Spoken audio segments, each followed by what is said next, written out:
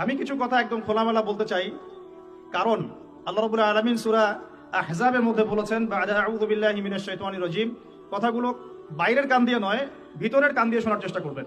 Mobile ফোনে এত ব্যস্ত হবেন না, ছবি ভিডিওর কোনো প্রয়োজন নেই। অফিসিয়াল ভিডিও হচ্ছে, অনলাইনে চলে যাবে ইনশাআল্লাহ।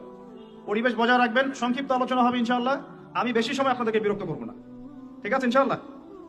আচ্ছা, আল্লাহ পাক বলেছেন, ইয়া আইয়ুহাল্লাযীনা আমানু, হে মুমিনগণ, ইয়া আইয়ুহাল্লাযীনা আমানু, হে মুমিনগণ, ইত্তাকুল্লাহ। রাজনৈতিক মতবাদগুলো পশ্চিম থেকে ধার করে আনতে হচ্ছে।